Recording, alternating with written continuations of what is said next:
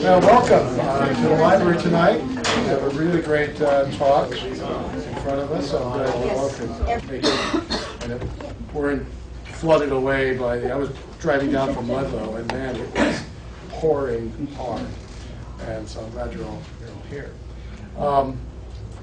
As I was driving down from Ludlow, I had the VPR on, and they were interviewing Louis Bernier. I believe that's his name. He was the inventor of the World Wide Web. And they were talking to him about the early years of the web, where the first website was designed by him, and it's no longer in his possession. He said it was saved on a optical disc or a floppy, and they don't know where it is now. It's gone. And there's a lot of that content that's now, we have this incredible content available to us in the cloud and on our computers. But the original web is in attics, in boxes, because they have these discs and they've printed out pages of it, but they don't really know where it's at. So it talks about how we archive, and it's a direct relationship to what we're going to talk about tonight is this diary that was found by David's father in a trunk that goes back to 1864. So I'm sure you all have some of those stories, but the library also owns a copy of a diary. Corporal Nelson Wandell, who mustered here in Brattleboro in 1864 and kept a diary out in the field. We've actually had this digitized as well as David did. It's available on our website, but this is the real thing here. And David's has illustrations and so forth. This one is pure text, but it's very, very, very interesting. You can read it online. So I invite you to do that. I'd like to introduce David. David came to me with this program because I want to talk to you about this book that I have. It's a diary that my father found. It's my great grandfather, and I said, "Sounds great." So he invited me up to his office, and we looked through it, and you're going to really a wonderful treat. You're really going to be impressed by the content and the illustrations and everything. I'll have David tell you the story about his discovery, but many of you know David. He's the founder of Twombly Wealth Management Group, which is an independent financial management firm located on Western Avenue in Brattleboro. He was a history and political science major in college, and has always had a strong interest in American history, and especially the Civil War. So we know this diary had to come to him. So, David, I'm going to turn it over to you. Jerry, thank you very much. Thank you. I like this happened too, because it really was just, quite frankly, the way everything came about was kind of funny. We were, my family and I were in Sedona, Arizona, visiting my brother. And just maybe a few weeks beforehand, that's when I'd spoken to Jerry about, doing a talk like this. And when I got back, there was, I guess Jerry had been pushing emails out, and there was a call from someone from the Reformer. And they said, well, do you mind if we come by and just talk to you about your presentation? So here I just came back from Arizona at 1 o'clock that night. I said, well, sure, come over at 2 o'clock in the afternoon. The guy came over, we had a conversation about the book, he took a picture, and that's last. I didn't think much more than that. But on Saturday, we were up in New Hampshire. My wife came up and brought up the Brattleboro Reformer, and it showed the picture in the paper. And I said, oh my gosh, and this is unbelievable. And then my daughter, who is here as well, knows technology a lot more than her father, and went on LinkedIn and Facebook and what have you, and kind of posted it. And it's amazing, from friends that were all over the place, kind of chimed in. But it was just amazing. It was just really, So anyway, I was not really trying to publicize this event, but I'm glad it did. This is a really special, what I'm going to try to do is to make this as really interactive and as special as possible, because what happens is the content in the book is just amazing, but I want to tell you the story behind it and kind of try to interwove the two at the same time. What I will do is I will have questions and answers at the end. However, if during the presentation you have a question that you think you might forget or whatever, just ask it. We'll have fun with that too. But again, I will try to make this as exciting as possible. But I just wanted to give you a little bit of how this all came about. In 1995, my family and I, who were living in Hinsdale, moved to Brattleboro. I've been a member of the Brattleboro Rotary Club, and after being a member there for a couple of years, decided to move to Brattleboro. So my daughter, Emmy, who was right here in the front row, was going to academy school, and she was learning about the Civil War in the 4th grade. And she shared that with my father. And, you know, just a little while later, 3 or 4, or maybe 4 or 5 Xerox illustrations that you're about to see showed up in the mail. And I said, Dad, what is this? And he goes, well, it's a book that was written by your great-great-grandfather. He goes, yes. What book? And the only thing that I could think of is, and I heard the story, and it kind of went like this, and that is, Dad had 2 other brothers. He was the middle. So apparently, I'm sure when they were resolving my grandparents' estate, you know, one of the things that was to choose is a big, huge steamer trunk, which my great-grandfather had. And I'm sure it's very huge and just looked very clunky, and where are you going to put it? So my father said, well, I guess he ended up with that. I'm not sure how, but he ended up with that. Inside the trunk, there were about 15 books that were written by A.S. Twombly. It's Alexander Stevenson Twombly. So when I refer to him as AST, that's who it is, because it's much easier. So anyway, he inside the book, there were a lot of different books, but the one that was really of interest to me was this one here. And the book itself looked like it was. This is the cover. I actually, when my father passed away, I inherited it. But before I did, I tried to have a cover made for him to protect the book as much as possible. And he would travel from, you know, from Florida. He was a snowbird, and they went up to New Hampshire in the summertime. And what happened was, it was really hard to read the book, because if you turned the page, it would fall apart, and so you really couldn't really read it. So what happened was, when I got to the point where I did inherit it, I figured, wow, this is a really special book, and what I want to do is to really get it conserved. And what I did, I went to the New England Document Conservation Commission in Andover, and what they did was they, as part of the process of conserving it, they ended up disbounding the book, conserving every single page, but in the process, they photoed every single page. And I already approached my cousins about joining in with, I actually paid for the conservation of the book, but I said, if you'd like a copy, you know, it would cost you about $250 to split in this overall project. And we had about 11 people who were involved with that then got a copy. The copy of the book itself is like, this is the actual size of the book. So what's nice about it is, I don't have to worry about anything now. I can, and what happens is, you know, you can see that, you'll see it shortly, but it really is amazing. With this book, it got to the point where I ended up doing a trip with my wife and another couple down in Virginia. We went to back up. Before we did the trip, I was looking at the Brownsville Reformer, and I saw a picture of Congressman Welch, and it was actually John Hennessy, who was the head of the Fredericksburg. He was the historian in Fredericksburg. So what happened was, I connected with him, sent him a couple of emails, sent him a couple of samples of the slides, and so when we went down in June of that year, in 2009, I ended up, you know, he said, well, Dave, you should really have this book transcribed. I have someone who can do that for you. So this person transcribed the entire book. Basically, this is my transcribed portion of the book. Now you can see I have notes in here and what have you, but it just basically, not only did he transcribe the book, however, and this is the story at the end of it, but he explained the people who were mentioned in the book. And not only that, he then dove into the genealogy of the Twombly family, and that's a different story. We'll get into that. So what happened was, you know, that's why during that trip, that's really where I met Joe Rokas, who transcribed the book, and he gave some amazing reflections about the book behind the scenes as well. But what I want to do is to share it with you as you would hear it from AST. But where he's not quoting it, I'll let you know. So what happens is, just to give you an idea, this is the book, Among the Wounded. And what it is, it's really a Civil War memoir / diary, because what happens was, he wrote it for his boys in 1886. He ended up going down in May of 1864 for about 3 weeks. And what happened was, afterwards, he wrote it's a compilation of his reflections, letters that he had sent home, and a lot of notes that he had taken. But what really also makes it very special, as you'll see, is the sketchings inside the book as well. So this is a picture of AST.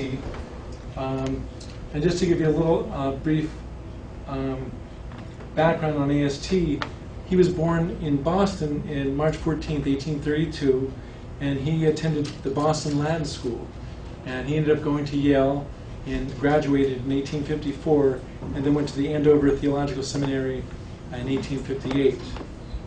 Soon after being ordained, he was a pastor of the Presbyterian Church in Cherry Valley, which is New York, which is about 60 miles west of Albany, in 1859.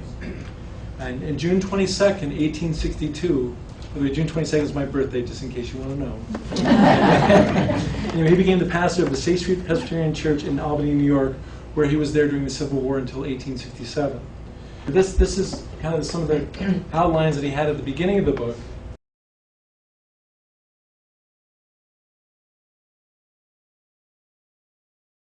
Again, he was there and really in 3 weeks from May until early June, and this will just give you a little bit the table of contents and what have you. Wait, don't hurry. Well, you know what it is? Well, it's, well, I guess you have to. you know what? It's you let me know. I don't. This is. We'll go over a few things. We'll cover all of this. We'll come back to this. I think you kind of understand the flow. I don't want to believe me. I will not be rushing through this. But it just kind of gives you an idea of what was in there. The introduction from Frederick to the White House, and the appendix, and the letters home. This is just a sample of the handwriting there. I'm going to read a lot of things that are in the book so that you don't have to kind of squint like you are right now. So that way you'll get more of an idea of the content. But you can see that, and this is, as I say, part of it was a reflection after the fact, because he would not have known how many people were wounded. But it says, it is estimated that the Union Army lost or killed in action and missing between the 8th and the 19th of May, 33,000 people. So that is just amazing. Okay. I'll first talk about how he went down there. He was with he ended up volunteering with the Christian Commission, and this is something which I found out after reaching out to some other people about the book, information that they gave me. So I'll share that with you. This is the organization that he volunteered with as well when he went down on this trip. Soon after the start of the Civil War, the leaders of the YMCA in the northern states became concerned about religious and spiritual needs of the soldiers in the military camps. In November 1861, a Christian commission consisting of 12 members was appointed to devise a plan for the YMCA chapters to act as a clearinghouse for all religious work in the armed forces. The work of the commission was organized at the national level, and local YMCAs were encouraged to support the commission while maintaining their own activities. The general aim of the commission was to promote the spiritual and temporal welfare of the soldiers in the Army and the sailors in the Navy in cooperation with the chaplains. Delegates serving both at the front and behind the lines established tents as social centers with stationery and periodicals provided, distributed emergency medical supplies, food and clothing, and operated canteens and lending libraries. The special work of compassion performed by delegates of the Commission was the assembling of records of those buried from prisons and in major battle areas. One of the Commission's most popular services on behalf of the infirm, and one that did much to enhance its reputation among the men, was the practice of delegates writing letters of the soldiers to loved ones at home. We're going to share a very special letter here in this diary as well. The United States Christian Commission's temporal efforts occasionally overlap with those of the United States Sanitary Commission. Sanitary Commission concerned itself with the problems in the Union Army ranging from sanitation and drainage to diet and medical care. Although the two organizations often engage in similar activities, each group maintains distinct goals. The Secular Sanitary Commission strove to save men's lives, while the Christian Commission placed a premium on saving men's souls. After the surrender of the Confederacy in 1865, the Christian Commission continued to minister to the troops until they were discharged from military service. At a meeting of the Executive Committee in December 1865, the decision was made to terminate the work of the Commission on January 1st, 1866. During its 4 years of operation, the Christian Commission sent nearly 5,000 agents into the field, distributed 95,000 packages, which included nearly 1.5 million portions or full scriptures, 1 million hymn books, and 39 million pages of tract. Now, I'm not sure pages of tract, but that's what was written. Tract is religious pamphlets. Religious pamphlets. Tracts. The Christian Commission spent an estimated $6.2 million during the Civil War. Just to give you an idea of the background behind the Civil War. By the way, this, if I had Wi-Fi, I won't do it tonight, but I have a link to the Christian Commission, which is still in existence in Gettysburg, believe it or not. When I found out about this, maybe about not even 6 months ago. They still have a ragtag office there, and it's right there in the center of Gettysburg. But if you understand kind of the history behind what happened, General Grant was appointed the head of the Union Army of the Potomac in March of 1864. At that point, there really wasn't much activity taking place, and you'll find that the Battle of Fort Wilderness and then Spotsylvania were the first engagements that Lee and Grant had leading up in the culmination of Appomattox. So really, they would just butt heads all along for the next year, and Lincoln had a lot of generals that just weren't willing to fight. Grant did. During the battles, the Battle of Fort Wilderness was May 5th to the 7th, and Spotsylvania, I think, was shortly thereafter. I think it was like the, I think the 12th to the 18th. I'm not really, later in my presentation, I think I have the dates. But there were 52,000 Confederate soldiers versus 100,000 soldiers for the Union.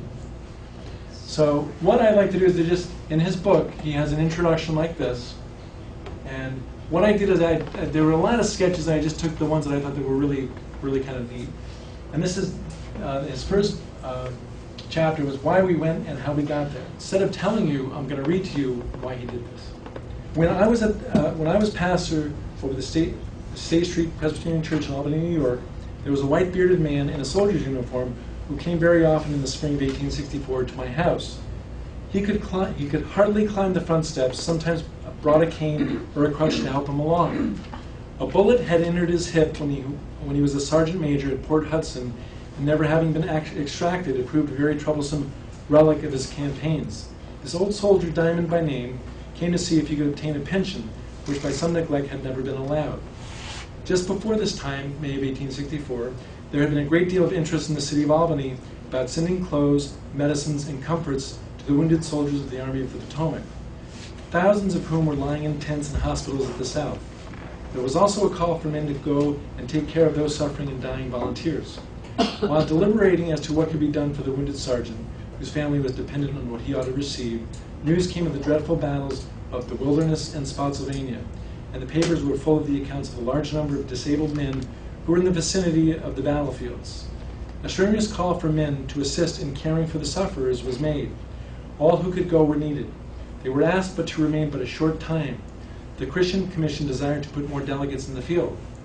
When then it seemed necessary that someone should go to Washington to get the sergeant's money, which amounted to $1,000, there was a double inducement for going. As a delegate of the Christian Commission to the front, it did not take long to decide and to make the necessary arrangements. And this was one of the pages that my father had Xeroxed and sent to Emmy, and it shows his map as to where he went. So he actually came down, and the Battle of Fort Wilderness was over here, and Spotsylvania was just below this. And the Union wounded were taken to Fredericksburg, the Confederates were taken to Richmond. Later on, there was a battle just around June 1st or 2nd that took place at Cold Harbor, which was down here, which I'll talk a little bit later about. And he was down there for that as well. Belle Plaine is where he would end up going back and then taking the ferry to go back up to Washington. Okay, so the military situation. This is on the 9th of March, General Grant was made Lieutenant General over all the armies of the Union. He made his headquarters with General Meade, who remained in command of the Army of the Potomac. The first week in May, the campaign opened, and on the 3rd day of May, the Army began to move towards the Wilderness. The reasons why the Army did not approach Richmond from another direction more to the south were that then Washington would be less protected. Lee might more easily flank our army, and also because it could not be done without giving battle with the odds in favor of the enemy. The Wilderness was a most unfortunate place for battle. And when we were down there in Fredericksburg, we went over to Fort Wilderness in Spotsylvania, and it's how many, almost 150 years later, 148, whatever, and it was very dense today, but I guess it was very densely populated with trees back then. It had in it many parts of it a dense, bewildering forest growth. I will not delay on a description of the country or of the terrible carnage which left the Union Army on the 6th of May with over 15,000 killed, wounded, and missing. The rebels lost over 11,000. The wounded, both Union and rebel, were at once removed to Fredericksburg, while the Army moved on towards Spotsylvania Courthouse, where on the 9th, 10th, and 12th of May, more sanguinary conflicts took place, adding over 6,000 to our killed and wounded. Then it goes on to the introduction. It says, on May 8th, the Union Army designated Fredericksburg as an evacuation hospital, and the wounded from the wilderness in Spotsylvania began to arrive in droves via Army ambulances. At the same time, Belle Plain, some 10 miles east on the Potomac, Yeah. which is this right here, some 10 miles east of the Potomac, was designated as the Union Army's primary supply landing. It also served as a transfer point for wounded soldiers from Fredericksburg to permanent hospitals in the north. Over the next several days, the wounded, sick, and dying, by some estimates, numbering up to 20,000 men, streamed into the city of hospitals. The federal government struggled with taking care of many more casualties than it had anticipated. The chief U.S. Army surgeon in Fredericksburg appropriated every available shelter, including churches, stores, factories, storehouses, and even many private residences to house the avalanche of patients before they were treated and shipped on to Belle Plain, or buried in makeshift cemeteries. His staff of surgeons worked tirelessly around the clock. The United States Christian Commission and the U.S. Sanitary Commission, both privately organized relief agencies, desperately ramped up their efforts to rush medical and other supplies from Fredericksburg and to get their volunteers to the beleaguered town to augment the efforts of the Union Army's medical corps. And the transcriber, his notation of this is his AST's memoir was based on his recollections, the letter he sent to his family, and several historical accounts of the war. Augmented by a series of his sketches, it provides unique, detailed, and often moving glimpses of the suffering endured by the wounded Union soldiers following two major battles in the Civil War. Here it shows just a few of the illustrations, and I'm not going to go into each illustration because it would take too long, but these are a couple of women along the way. You see a couple of kettles on the table there. I didn't see much of a story written in the book about it. But this one was kind of interesting. This showed one of the wagons of the Christian Commission, for the ambulances. What they would do is they would put Union soldiers, and he was in a tub of ice. And what happened was, he said that the stench was so bad that he carried magnolias with him to kill the stench. So I think he kept the stench, and I think he handed a magnolia to the soldier as well, to the officer. This is showing, and again, this is kind of really neat. This is all his drawings. And this is showing the Winslow's Swarves, is what they were called. They were soldiers, and their duty was to guard the wagons in the Christian Commission. He had one picture here. Okay, this is interesting. This is I don't know how he did this one, but anyway, this is him bathing. And in the book, it talked about that when he was away for like 3 to 4 weeks, he bathed maybe twice. And what happened was, when he did, he said he put his clothes on a branch because he did not want people to steal his clothes, soldiers to steal his clothes, because they would desert and he would be high and dry. So anyway, that was the other reason. He would be streaking all the way home. This is a picture that he had drawn, and it showed 2 mules that are just going off the bridge. And if you continue to read the rest of it, the whole wagon ended up in the creek as well. So that was kind of interesting as well. This is one that he labeled across the battlefields, and this is just amazing the sketches that he had in here. This other one, saying this is as close to the battle as they can get. It says about as near as a non-combatant had better go, and it showed the battle in the background there. And here we're showing Pell Mell, labeled. And again, just really amazing to see these pictures, sketches in the book. And then there's a wagon at night here. One of the things I will share with you now is his observations when he went into Fredericksburg. The town offered a strange and melancholy sight.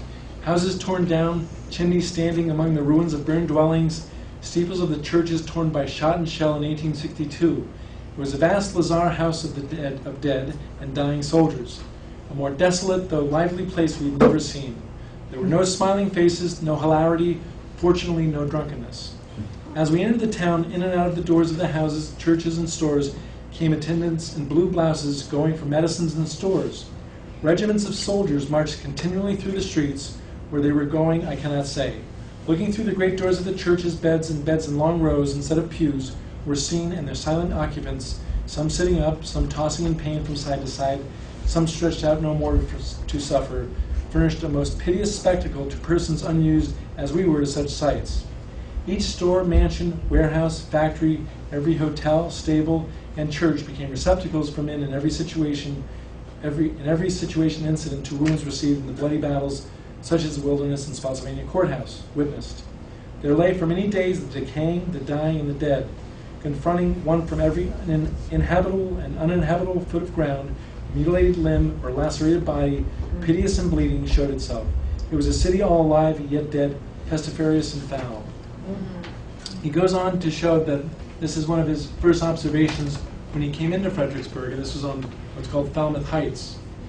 Falmouth Heights was the terminus of the railroad to Aquia, which you probably mispronounced, but Aquia Creek, and was unprotected except by a few infantry and cavalry. It was a point which guerrillas would gladly have seized in order to command and destroy the railroad. But there lay the sufferers, and a dozen delegates took tents and stores immediately, assisted by the Sanitary Commission, and followed in the darkness to the place. Oh, the untold horrors of that night. A report came that guerrillas had destroyed a part of the track, and the poor fellows who had been out on the platform cars were therefore taken off, and once more laid on straw on the ground. The movement was productive of great anguish to many of the badly wounded. Soon an order came to carry all back to Fredericksburg, as there was danger of a raid from the rebel bushwhackers. We refused to obey this order, and at the intercession of some of the prominent delegates, the men were allowed to lie all night where they were. It was midnight when this matter was arranged. A bright, nearly full moon shed its beams on the ghastly company, and we made our campfire, cooked our provisions, made soup, milk punch and coffee, and tended the distressed soldiers till the day dawned. For one, I felt unwilling to retire to the tent, lest the horrors of awaking next morning to such scenes proved too great a strain on my nerves. Once during the night, we heard rapid hoofbeats in the distance coming towards us. It sounded like a small band of horsemen, and at once the fear of guerrillas was present to us all. The suspense was painful, but it was a false alarm, as the squad proved to be Union cavalrymen under Captain George, who afterwards married, anyway, that's Joe's notes, Captain George. At that time, however, I only knew that the captain was on our side, and that he came to see why the order had not been obeyed. And then it goes, we at nearly 8 o'clock, when we arrived in the headquarters of the Christian Commission in the bloody city of Fredericksburg, we found quarters for the night in the parlor of the worthy question mark, maybe being sarcastic here, ex-mayor Slaughter's fine residence. Mayor Slaughter previously had arrested 50 Union soldiers, I think maybe a month ago or so, and basically when the Union came, he actually fled. Part of the building was used for a hospital. Mrs. Slaughter was still there, but her husband, not caring to fall into the hands of the hated Yankees, had left for parts unknown. Boy, there's a lot to read, but I'm just going to skip and do some highlights because I think this is... Among the hospitals I visited today is the old theater, where I saw so many terribly mangled bodies last evening. I took a quantity of pillows, chicken soup, and crackers. The moment I entered the hospital, oh, what begging for pillows came from all parts of the room. After giving out the rest of my supplies, I bid the boys good evening with a promise to see them again soon.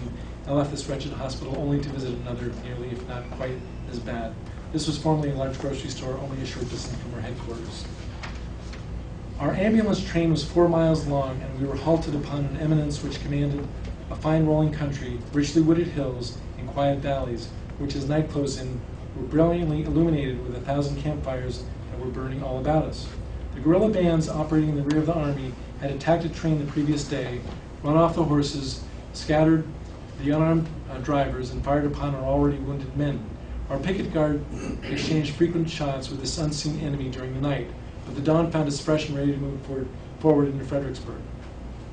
This is one clip that was in the book, that a quote, one of the dialogue between one of the soldiers and one of his volunteers as well. It says, one major whose foot had been shot away the week previous presented a well-meant remark of one of the delegates, who said, "You'll be proud of that wound someday," by replying rather testily, "Oh, give me back my foot, and I'll give you all the honor." What was interesting in here, there was a mention of General Warner from Vermont, which I thought was kind of neat. And it goes like this: an officer with his head bandaged because of a wound by a ball which nearly severed one of the cords of the neck rode along on horseback and partook of our refreshments with the rest. I never knew till a long time afterward that he was General Warner of Vermont. And then Joe put in notations, afterwards he was a manufacturer of Albany and a partner of Robert Johnson Esquire. Anyway, we had special requests from his family to look him up, but in the darkness and confusion, he went by unrecognized. All these officers were taken to Washington by the steamer in which he had come to Belle Plaine. One of the things that was really special in this book, and actually my wife pointed that out to me too, was this quotation right here. And it really, this is kind of like a AST's process of when you actually had buried 5 soldiers. And I'll just read it to you. 5 soldiers for whom my official services were asked were placed side by side in a shallow trench on a sandy hillside, and to be buried as they were, in soiled uniforms, with their caps drawn over their faces. No other pall, no shroud, no coffin. I could not allow the earth to be shoveled on them without some other covering, and so I sent the burial squad to a neighboring thicket for green boughs. That touch of humanity brought tears to many a rough face, and we all experienced a strange sensation, as an unknown woman, who happened somehow to be present, threw in several bunches of wild roses just as we were closing up the grave. Such little attentions, like the giving of a Christian burial and the treatment of even a dead soldier with respect, were the causes which in these hard and cruel times endeared the Christian Commission to our soldiers. Even the rebel wounded who received our ministrations could not help confessing the kindness of the charity. It's kind of neat. This is, this slide showing from Fredericksburg to the White House. He ran into General Grant, and this is what he wrote. And you can read it right here as well, but it's easier for you to hear. About 9 o'clock, we passed Hanover Town and soon reached the headquarters of General Grant and General Meade. The generals were on the point of leaving, so I waited by the roadside. General Grant, in his slouched hat, with the inevitable cigar in his mouth, rode ahead of the staff on a rather small horse. As I passed, I lifted my hat in salutation, and he acknowledges the courtesy by a friendly bow. He looked very thoughtful, but determined and cool. That is special. This is even more special. He did a sketch. So here's the actual picture. Just I enlarged it over here so you could see it. And it just really was kind of neat. So the other thing that was really special about AST, and even all the delegates who had served there, I remember earlier I talked about how they would take dictation from soldiers for soon-to-be widows. Well, he did this one for a very special soldier who we really connected with, and his name was Second Lieutenant Edward Richardson. And he was from, it's written down as what regiment he was from Massachusetts, but he was a Union soldier from the Massachusetts Regiment. And this is what AST's description upon meeting this gentleman was. There was one poor fellow, however, who received my advances very gladly, for he was the most fearfully injured man I had met. His name was Edward F. Richardson of Cambridgeport, Mass. Being sent on a skirmish line at Spotsylvania, he was struck by a Minnie ball while sighting his musket from behind a log. His right arm was shattered in 2 places. His left leg also was twice fractured by the same shot. The nature of his wounds precluded amputation. He must lie and suffer as he was till death should relieve his distress. He bore his pains with hardly an expression of suffering.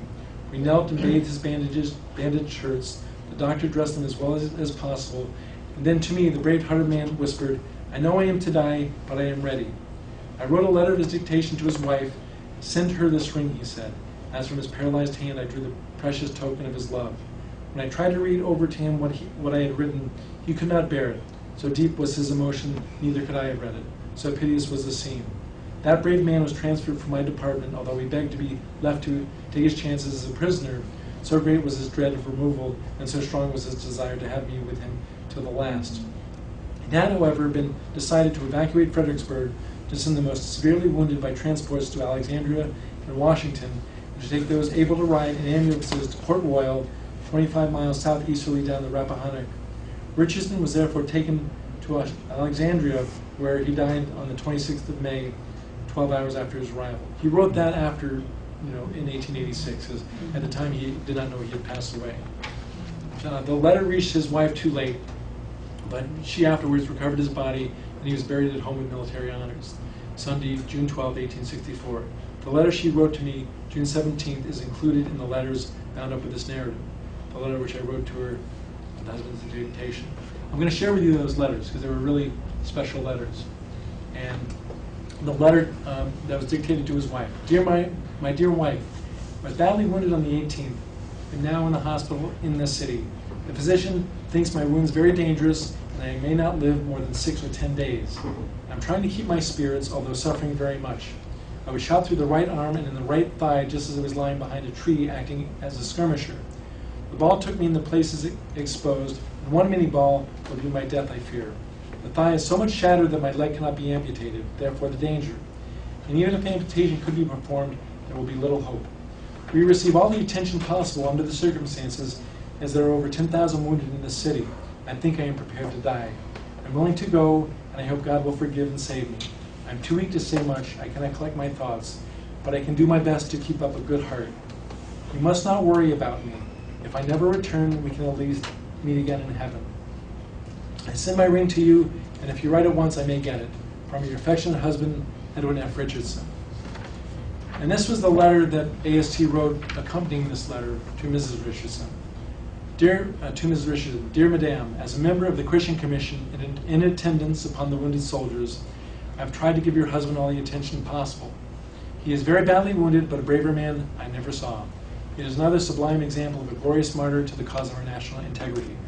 He does not suffer constant pain, but often looks up with a bright smile as if glad to see me and talk of home. I have endeavored to point him to a better home, and I trust he is prepared. If he must die, you may be comforted, I think, in the thought that he is accepted by his Savior, becoming one with him through suffering. My heart bleeds to write you this sad news, but you have the satisfaction of knowing how bravely and heroically your husband awaits his hour. If he dies, a clergyman will give him an honorable burial, and the spot will be marked by a plain slab with his name and regiment. And if I remain, he shall get my every possible attention, for I am intensely interested in this fine specimen of a man and soldier. When God will sustain and comfort you, I am very sincerely yours, A.S. Twombly, pastor, State Street Presbyterian Church, Albany, New York. Well, what was amazing was, this is Sarah Richardson, his wife, wrote back to AST. And there's more of a story at the end that I'm going to kind of bring everything together here. But this is, I'll read parts of this because it's a very long letter. And the only thing I can say is if you just look at the calligraphy, it looks just like my handwriting, right? Yeah. I'm a lefty, I have terrible handwriting. But anyway, just the calligraphy, vocabulary, the eloquence, unbelievable. I mean, you just can't repeat it. But I'm going to just share a little bit with what she wrote in snippets here.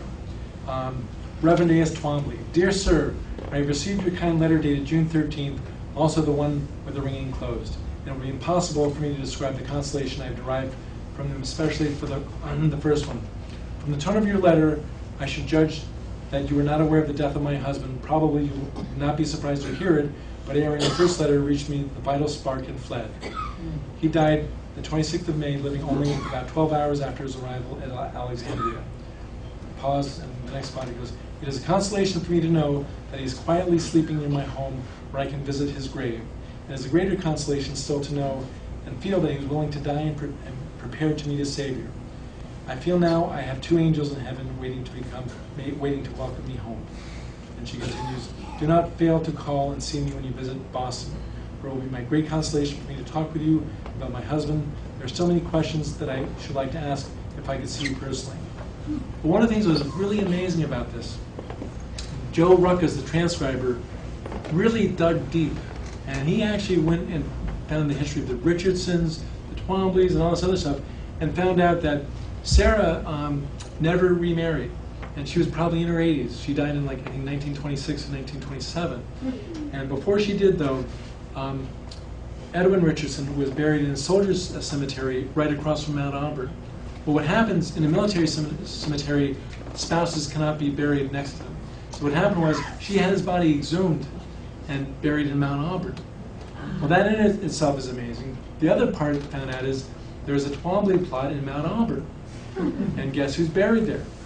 A.S. Twombly and a lot of his relatives. And anyway, it was interesting because at some point, after Joe had figured all this information out, having connected with some other Twombleys that are still down in Massachusetts, who I never knew about, we ended up doing, anyway, longer story, but we ended up visiting the Auburn Cemetery and taking pictures, and that's kind of in this thicker book here. So anyway, just a lot of little neat things that really were interrelated from and really the whole book.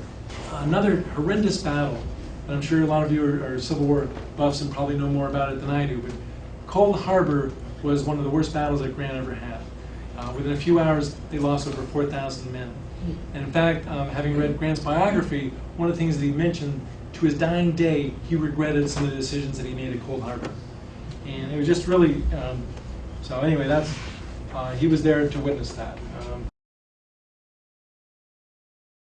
And I think it was around June 1st to the 3rd that took place.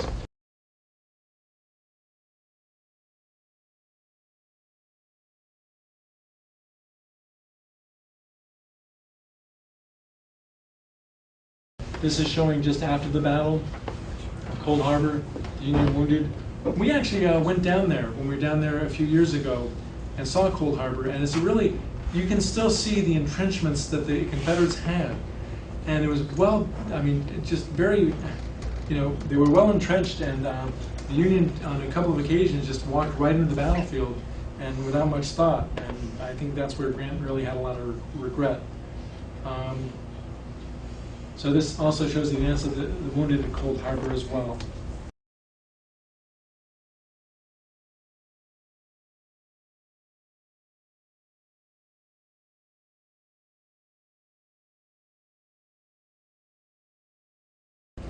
This shows the contents of the appendix. In the very back of the book, what I thought would be interesting too, that if you're getting tired of this, let me know, but I just find this very intriguing. He actually had letters that he had written home. Some of these letters I could not even decipher. What was nice about it, Joe, the transcriber, was able to transcribe just about everything except maybe 4 or 5 letters or words, and that was it. But I'd like to share with you a couple of those letters. Number 1, okay. Okay, this is Dear Abby. here is okay. This is the third one on the right. Is the one I'm going to read right now. My dear, this was written from Fredericksburg, May 24th, 1864.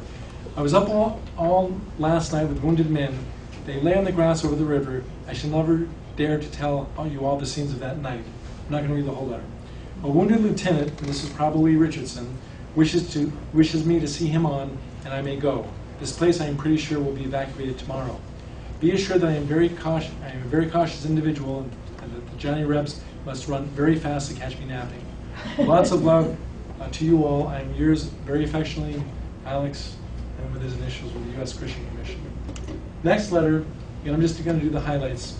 Fredericksburg, May 25th. My dear Abby, a very large train of wagons, soldiers, and members of the commissions are going overland to find the new base of the Army. It is uncertain where we shall find the Army, as Grant is hotly after leaving, and they say within 18 miles of Richmond. Darling, I love you dearly and know you were glad to have me here doing so much good. Love to all, kisses and profusion to the boys, and believe me, yours affectionately, Alex. And then this one was number 5 on the right there. And this was May 29th. This is just before the battle of, this is from Port Royal. My dear wife, I am in charge of a wagon, 2 horses and a driver belonging to a Christian commissioner. We followed the wagons of the 6th Corps en route for the main body of the Army. We are guarded by the Slavs and some cavalry. Yesterday, Fredericksburg was evacuated. We came out with a rest. I and another young Philadelphian were the last of the commission who remained in town. We are now the sole representatives in this part of the country. The rest have gone to the White House south of Richmond, the new base of supplies for the Army. Never were men more glad than we to get away from Fredericksburg. It was a horrid place, even after the trains of wounded had been removed. And he goes on to say, I met Dr. Dalton, Chief of Medical Staff, Ned's friend. Let me explain that a little bit. This is where Joe dug deeper into the book. AST had a first cousin named Edward, who he called Ned Lambert, who went with him to Boston Land School, was a first cousin. They were very close as friends. Ned Lambert also went to Yale, went to medical school, and in 1859 was appointed when New York Life Equitable was formed as a chief medical examiner for about 19 years, for many years is what it said. But anyway, what happened was, I guess during the conversation, he found out that Dalton, who himself was the, it's in the back here, he was the, just bear with me. he was a chief medical officer of the Potomac, I believe. And what happened was he ended up found out that his relationship with Ned, and asked one of his soldiers to dismount so AST could ride with him. And so they rode together for the day, which was kind of neat. So he said, I met Dr. Dalton, chief of medical staff, Ned's friend, yesterday. He lent me a superb black horse to ride some of the way, and in return, I gave him some of Aunt Elle's 10-year-old brandy. Twombly's like a trade. The horse was one of the famous Virginia Black House Cavalry. We had a long march of 25 miles, and as the Army goes only 2 miles an hour, you can imagine how tedious it was. We had the pleasure of giving 2 Albany boys who were ill a ride in our wagon. Lots of Negroes went from Fredericksburg to the Army. I did good service for the abolitionists in setting Negroes to leave their masters just before I left. I do not know how long I shall be away, perhaps 10 days longer. I may see some of Mrs. Wynn's friends yet. I'm sure I can be of great service here for some time, and I only wish I can stay longer. At any rate, being in charge of this wagon, I cannot leave yet a while. These Zouaves are saucy-looking fellows, and Nettie would like to see them along the road and among the trees. You ought to have seen the soldiers kill and dress a pig found by the roadside yesterday. It was all done in a couple of minutes. These guerrillas are a cowardly set. They only attack a small party of pick-off stragglers. I saw one man after he was shot this morning, and another had 10 bullets in him. These Army fellows get so hardened to war that nothing seems to intimidate them. It seems only a lark to go into battle. I have only one letter, the first one from you, but I trust you are all well and happy. I'll be delightful to see you again. I shall keep talking for a year when I get home. Love to you all. And I won't go into the other letters, there are just too many, but there are a few more here. And then at the end it has the index that just really, it just really puts everything in there, the illustrations as well, the appendix. But I'm coming up to some other things that are kind of neat too. The very end of the book, it says, I trust that my children and all who shall read these sketches may never forget the spirit of patriotism and Christian humanity which prompted me and many others more successfully to do what we could do to alleviate pain, suffering, and the heartache among the wounded in 1864. The cover is written for my boys. Now what happens is, what was really special about this book, really special, and this is the ending of the book, badge of the second quarters. This was bound in the book, and again, the book was handwritten. This was the original program used on the 4th of July in 1865. And what happens is, I'm going to kind of blow it up a little bit so you can read it a little bit better. But this shows you the inside of the program. I'll highlight some of the things in a minute. It says this program was used by General U.S. Grant on July 4th, 1865. When General Grant laid it on the table to close the exercises, it was picked up and appropriated by Reverend A.S. Twombly. I'm sure it wasn't against the law at that time. Anyway, it's kind of neat. And he did write a couple of his observations in here as well. He was under a big board tent on Washington Parade or whatever, rather a bungling reception of flags. One of the parts on the inside cover, it also talked about some of the people who attended. One of the things, as everyone knows, General Sickles lost a leg in the Battle of Gettysburg. And in there it notated General Sickles' wooden leg. And then some of the other people who were there as well. The very bottom of it, he had a little notation too, which is really neat. And it said, AST rode to the tent with General Sickles. Maryland Judge Campbell of Cherry Valley. And that was where he served prior to being with this Presbyterian church in Albany. That was 60 miles west of that. So anyway, Maryland Judge Campbell, Cherry Valley, veteran of the War of 1812, was present and was presented by AST to General Grant. Oh. So that is kind of neat. I'm sure they must have had a connection with that as well. And then this is just showing the back of the book. However, I have some more things to share with you, though, too, verbally. And this is like just kind of what happened to AST after the Civil War. 1867, he traveled to Europe for 3 months. He relocated to Stamford, Connecticut. In 1868, became a pastor of the First Presbyterian Church. In 1872, he went to Charlestown, Mass., and became the pastor of the Winthrop Congregational Church, which is part of the Bunker Hill section of the city, and he was there for 19 years before retiring in 1891.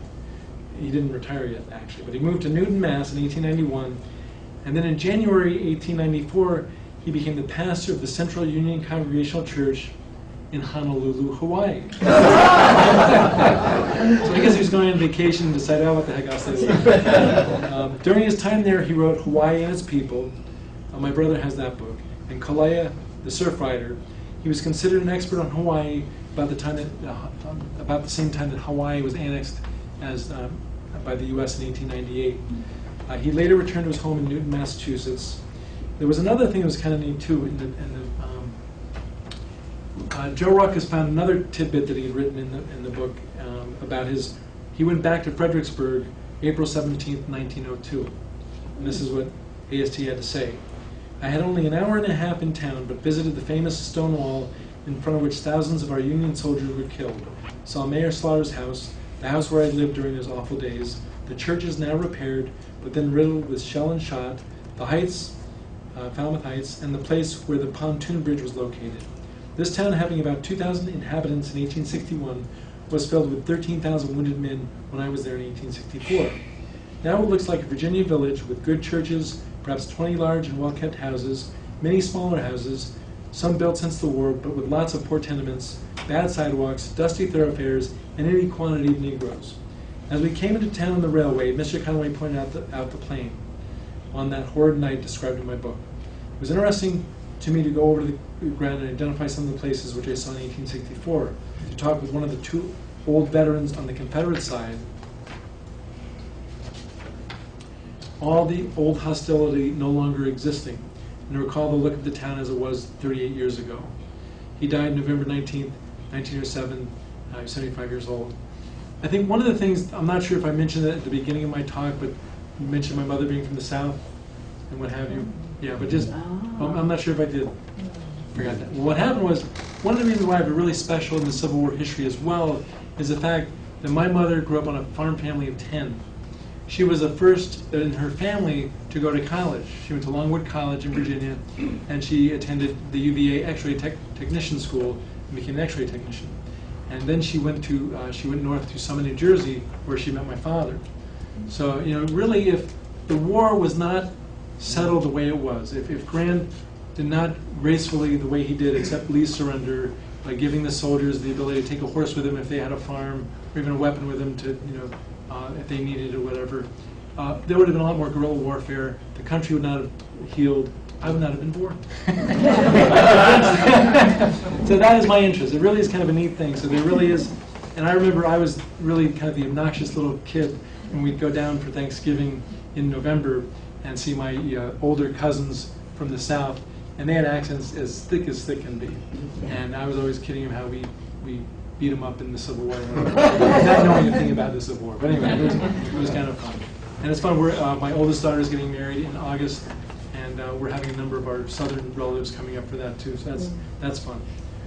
Some of the other people that were mentioned in the book, John Cole, who he was a general agent of the Christian Commission, and he was born in Westmoreland, New Hampshire, December 16, 1838, and was educated at Kimball Union Academy. Dr. Edward Dalton was mentioned, and he was the medical inspector of the Army of the Potomac, chief medical director of the Depot Field Hospitals. He was the one who lent the horse so we could ride. Let's see, Dr. Ned Lambert, he was AST's first cousin and close friend. They went to school together, like it's spoken about. In 1859, he was the appointed medical examiner of New York Equitable Life. This was an interesting thing. There were also other books that we had in possession. And one of the books was a letter that was sent from his cousin to AST, and in that there was a signature which had Theodore Roosevelt on it. And apparently what had happened was Theodore Roosevelt was a patient of Ned Lambert at one point. I don't know more than that, but it was just really, really kind of a fascinating tidbit. In the book itself, he also dug into the fact about Clara Barton, and the fact that Clara Barton served in the Civil War in 1861. They weren't allowed to go to the battlefront until 1862, and then later, I think it was in 1869, she ended up going for arrest over to Prussia during the Franco-Prussian War, got involved in that, and then that's where she became heavily involved. It's written in here, but she was the one who founded the Red Cross. And she was the one who was the president for 23 years. But just very fascinating of her involvement in the Civil War as well. So really, I think one of the things that that really was interesting also is at the very end of the book, he really dug into the genealogy of the Twombly family. And I'll share with you a couple of things, because I don't want to sound like I'm bragging. I really don't. It's a really fascinating history. Okay, I told you about, there was a, trying to think, AST's, I may have said this already. I'm not used to speaking in public. If I said this already, just let me know. AST's wife's grandfather his name was Robert Gray. And Robert Gray was the one who captained the Columbia. And the Columbia, he was the one who discovered the Columbia River in Oregon. And apparently, my cousins who I met educated me on this. And they said, well, you know, Dave Columbia, the gem of the ocean, the Columbia Space Shuttle, that was named after this gentleman. But I also found out the other part of it, that Robert Gray really was not a nice guy. He was, in fact, a really terrible guy. He treated the natives terribly. And in fact, the other Twomblys that I met, they ended up going back in early 2000, and then later in mid-2000, and they met with the natives there. And the chief, there was an elder chieftain there who was maybe in his 90s. And I'm sure all their history must be oral. And he was saying to them, you know, the Twomblys were going there to make amends for their forefathers, saying, we're so sorry he did what he did. Really, that's all. We just really apologize for how we treated you all. And the chieftain said, you know what? I've been living all this long to hear an apology from Robert Gray's relatives or whatever. But it was really neat. And they brought them in on a boat and just really had quite an amazing event. And these are some of the relatives that I had no idea about. And the reason, when I was in the process of asking people, my relatives, who wanted a copy of this book, one of my relatives is Rhoda Twombly, who's out in Ireland. And Rhoda, she's a character. She actually had a pub over there named Taijo Wadi's. A long time ago, it was written up in the New York Times, but she now lives on an island with her husband. And anyway, Bob Twombly was out visiting when she had this pub. And apparently, apparently some of the Irishmen said, oh, by the way, do you know Rhoda? He goes, Rhoda, no. He says, well, you must be a relative. And she says, oh, I don't think so. And anyway, Bob was introduced to Rhoda, and it found out Rhoda, indeed, Bob knew, and we were all related. AST had 4 sons. One of the sons was my great-grandfather. On his side was Clifford Gray Twombly. And what happened was there was a connection there. And in fact, Bob Gray had met my grandparents and my great-grandparents, knew Rhoda's father, and we had never, ever met Bob. He was now he's retired, but he was an English professor in Austin, Texas. And apparently we found out that they have a few cottages in Swan Lake. And they're up in Swan Lake, and they have a number of them. And their family, ranging from Texas to Prescott, Arizona, to Massachusetts, all go on vacation there in July and August. And in fact, and what was really neat about that, it led to a reunion. We got together to meet with them. We went on some trips together. They also have a house in Allstead, and we saw them up there. And in fact, just before this event, I decided to just spontaneously give them a call to say hello. And I got a hold of Sheila. Sheila says hello to you, by the way. I want to know how you were doing. And anyway, what happened was they're coming back in mid-June. And it was just things that are special about this whole book project is it led me to a lot of different people. One of the things that I was doing is I was trying to figure out what should I do with this book. You know, I was trying to get it published. I'm not looking to make money off the book. I'm just looking to share it. So what happens is I was in the process. That's why when I saw Jerry, I said, well, Jerry, do you mind if I just talk about it? And what happened is I've met some interesting people along the way, and one videographer said he would want to do something, but it would cost a lot of money, so I really wasn't interested in that route. But someone, I don't know if you know Chuck, some of you in this room, do you know Chuck Hand? Who's a Lincoln historian? Well, he suggested that I donate it to the Library of Congress. So I'm in the process of trying to figure out what to do with the actual book, but definitely want to share it so anyone can read it, because it really is just amazing. But you can see in publishing the book, it's hard to read the text, but the transcription part of it is really neat. But even the stories behind them were developed, you know, I could bore you to death. At this point, I would like to open up to questions. If you have any or what have you. Yes? Did he have artistic training of any sort? Those sketches are And amazing. not a clue. You know, I will say, this is another, we always like to associate someone with someone who's, besides Twombly, who is not, he is like a distant, like way distant.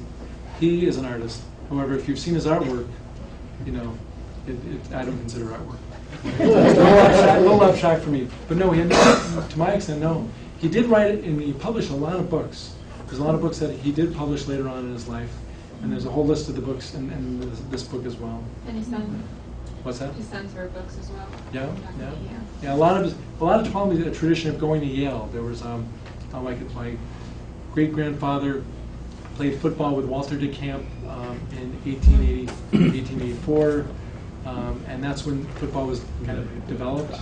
And he was a quarterback there, and they won all the time. And he actually would not play again. He ended up going to Harvard law school, and he would not play. At that point, if you were in the graduate or college, you could play against each other. He declined. He refused to play against Harvard or against Yale when he was at Harvard. And he actually turned out to be. He ended up forming.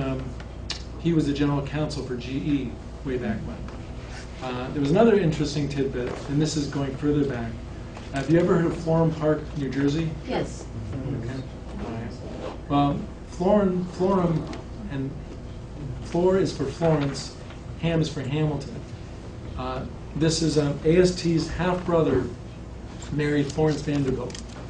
And when he was there, apparently he was in charge of all the 30 different companies, very rich, and they ended up living in this place in New Jersey, and they named this town Florham Park, Florence Vanderbilt Hamilton Twombly, and they had the railroad that came out there, and they really are just a lifestyle of the robber barons, the rich and the famous, and the money never came our way, so unfortunately I never saw that. But it's fascinating because their place became the administrative building at Fairleigh Dickinson.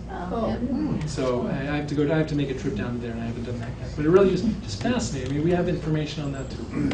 Yeah. So, is the text in pencil, actually, in the book? Yes, it is. Well, actually, he retraced it in pen. He did. He said that. Right. Some of the things he did.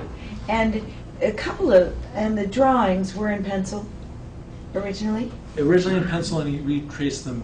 With, And yeah. it said in one of the spots, it said that he did. Yeah. Yeah.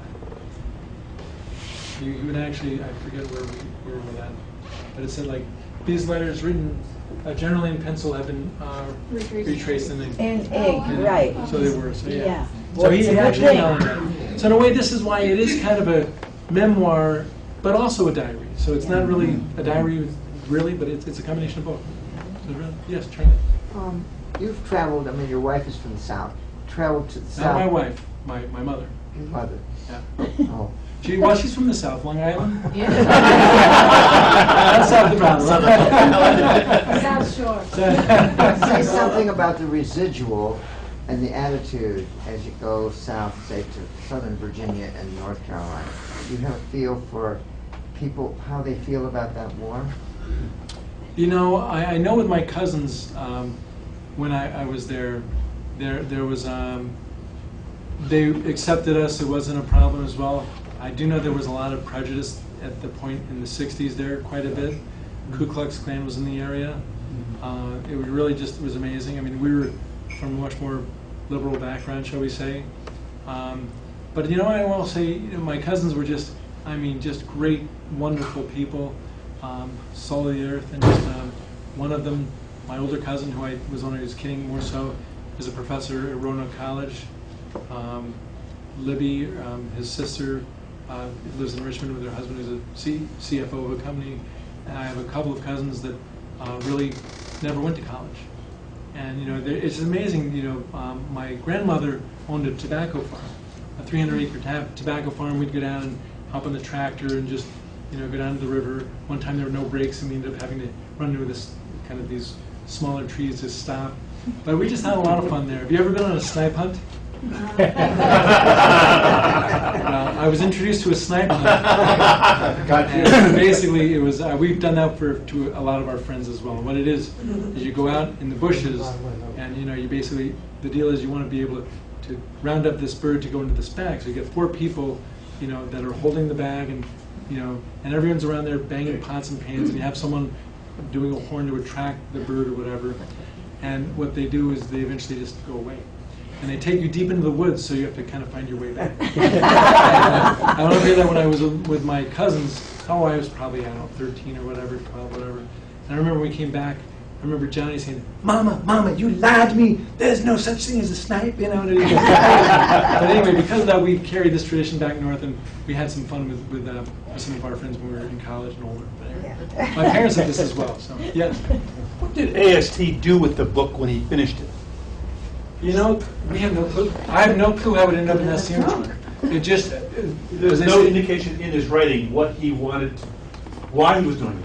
Written for his boys. That's written for his boys. And that's a big enigma. Why the fact... You would think, my grandfather either was not aware of it, because you would think he'd have shared with his boys, because Don, my father's older brother, was a lawyer. He'd have loved it. My father... he was not able to. His brothers went to Yale, but my father was sick, was not able to go to college. He ended up working in the city as a rag peddler, very successful, great salesman. And what happened? No one knew about it. So really, just we didn't know about it until. So he went from AST to you. Well, AST to a trunk. What? AST to you by way of a trunk. To my father. To your father. Father. By way of a I think trunk. the Sons might have had some ideas because it also had all the documentation of their times at Yale and all of their history, where I think that they learned kind of how to Well, I'm archive not, all their files. See, this as well. book was not published, so there's no record of it. Yeah. So I don't think. Do you suppose by my boys he may have meant the men that he fought when he suffered? No. What's the Written for my question? boys is his 4 sons. Oh, His 4 sons. He had 4 sons. Yeah, most definitely. You mentioned that there were other books in the steamer chest. Are they all journals of AST? There's some that are handwritten that are still there, and I still have some of those. My brother has a few of those. The one on Hawaii was published, and my brother has that as well. And I'm not sure, they're just a lot. There really are many. And what happens is some of those books were not as special, and it would be very hard to transcribe them and very costly too. But this was kind of a natural. One of your slides had like a red cross on it. Yeah. It said something about being a Corps badge. Core badge, yeah. Yeah. You know what? I wish I could. I would be making it up if I was to tell you the answer. I don't know if that was the Corps that they were assigned with as a Christian commission or what. I don't know if the cross was the sanitary commission. I don't know. Well, I think it said Second Corps, Second Corps. but the Second Corps badge was a shamrock. The Sixth Corps used that cross. Okay. And I think you mentioned the Sixth Corps at the beginning of your presentation, so it may have gotten mislabeled somehow as the Second Corps. See, See, it was never proofread. Is it normal to have your transcriber give you as much research as you got, or did you just? He went for it. He just went. Joe wants this book to get published in the worst way. I just don't know what to do with it. I just don't know how to go. Basically, it could be self-published, but I'm just basically. He was so fascinated with the whole project. He just kept going and going and going, and it just is amazing. So I've shared this with my cousins, and it really has just been very special. But no, there's nothing normal because I've never had a transcriber before. I don't know how to relate that. Anyway, any other questions at all? Jerry? I don't know if Roger Martin might have some ideas about publishing it. Roger's published written a couple of Civil War poetry books.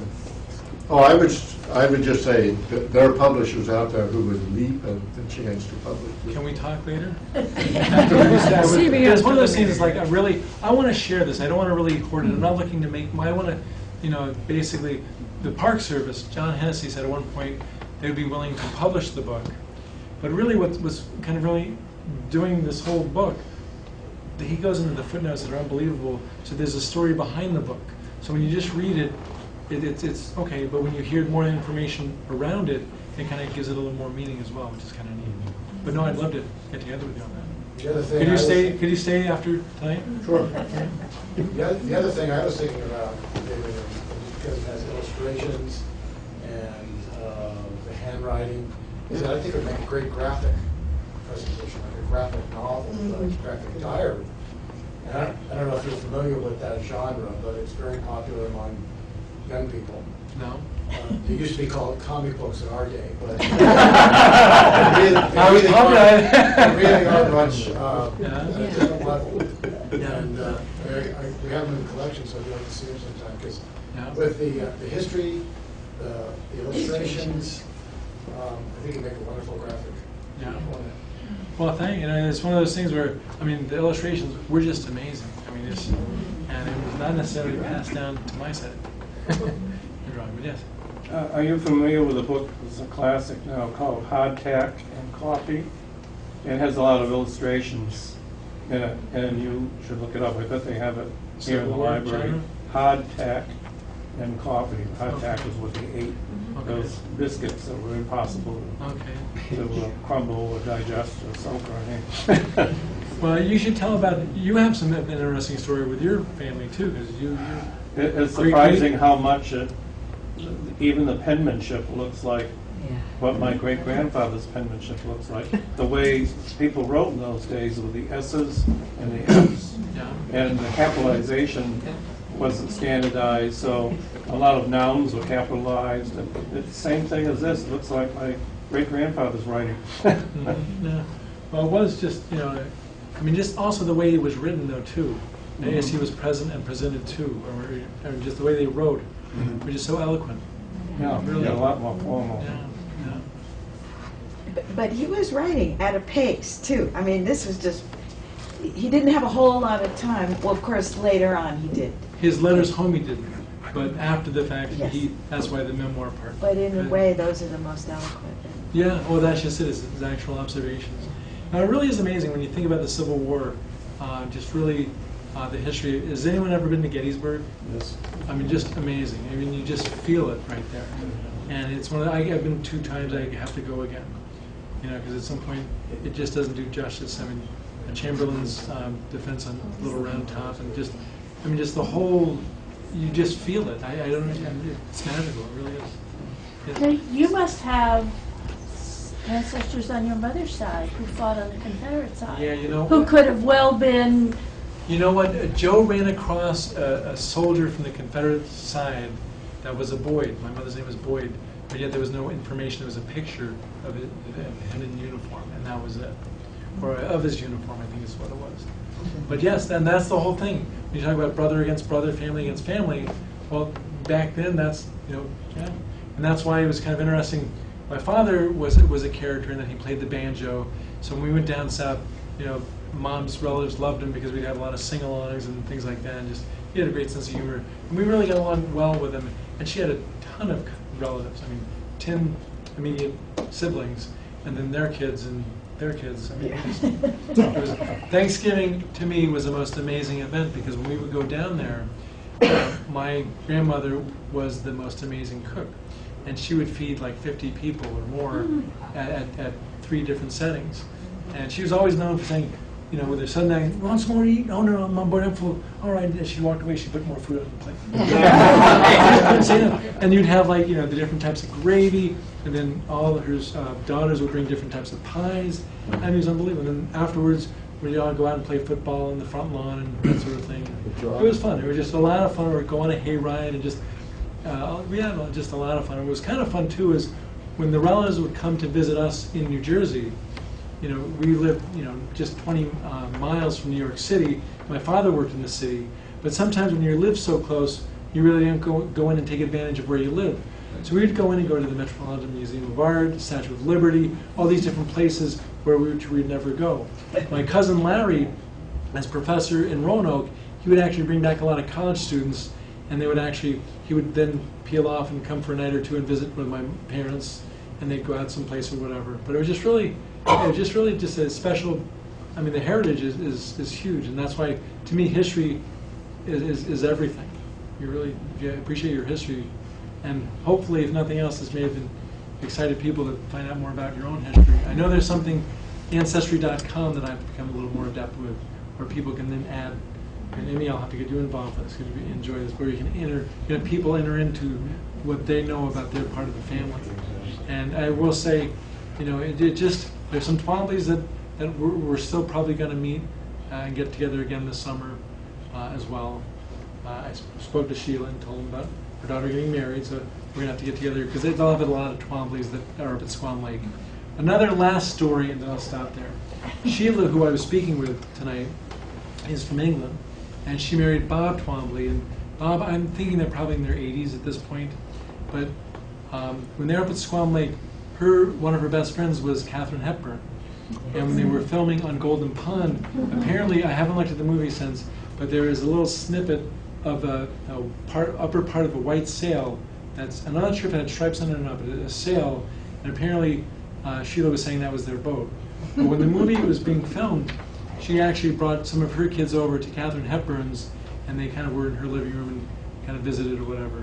But just, so their spot on Squam Lake, you can kind of look across, and she'd say, oh, see over there, that's where they filmed Golden Pond or whatever. But just really nice people, really, really neat.